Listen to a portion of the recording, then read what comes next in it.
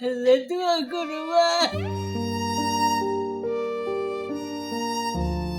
যাদের শেষ বয়সে থাকার কথা ছিল সন্তানের পাশে, তাদের অনেকেই এখন আশ্রয় নিয়েছেন এই ছোট্ট বৃদ্ধাশ্রমে। কেউ রাস্তার পাশে পড়েছিলেন, কেউ বাঁশঝাড়ে কাটাচ্ছিলেন অসহায় জীবন, আবার কাউকে নিজের পরিবারই আর ঘরে রাখতে চায়নি। সেই সব অসহায় মানুষদের মাথা গোঁজার ঠাঁই করে দিয়েছেন সেবিন। বগুড়ার সারিয়াকান্দি উপজেলার রামচন্দ্রপুর এলাকার সেবিন পেশায় একজন পল্লী চিকিৎসক। নিজের জমানো টাকা খরচ করে তিনি গড়ে তুলেছেন একটি বৃদ্ধাশ্রম। সেখানে এখন 22 জন অসহায় বৃদ্ধ বৃদ্ধা আশ্রয় নিয়ে আছেন। তিন বেলায় গরম ভাত খাই, না আরবি করে, না 5 ওয়াক্ত নামাজ পড়ে বসে গল্প সল্প করি।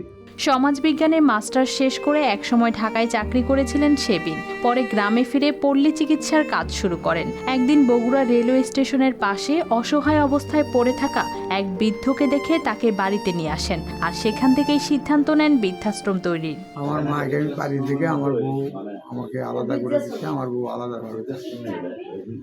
তো অন্নপুর একটা নাতি আছে, ওখানে উঠছিলাম, ওখানে মাছ ধরে খাওয়ার পর এই 7 ভাই খবর পায়। 72 ঘন্টা ময়েশ্চার লক সমৃদ্ধ লিলি বডি ওয়াশ, শিয়া বাটারের গুডনেস স্কিন রিপেয়ার করে রাখে সফট ও গ্লোয়িং। যে আমাদেরকে মাছ এখানে দিয়েছে, এই আশ্রয় এই জায়গায় রাখছে। নিজ বাড়ির পাশের একটি পুকুর ভরাট করে প্রায় 7 লাখ টাকা খরচে তৈরি করেন আশ্রয় কেন্দ্রটি। এখানে থাকা প্রতিটি মানুষের রয়েছে আলাদা কষ্টের গল্প। কেউ অসুস্থ হয়ে পরিবার হারিয়েছেন, কেউ জায়গা না পেয়ে নেমে এসেছেন রাস্তায়। এই যে অসুখে ডাক্তার সাহেব আমার খুব উপকার করে। শুধু আশ্রয় নয়, 3 বেলা খাবার থেকে শুরু করে নিয়মিত দেখাশোনাও করেন সেবিন।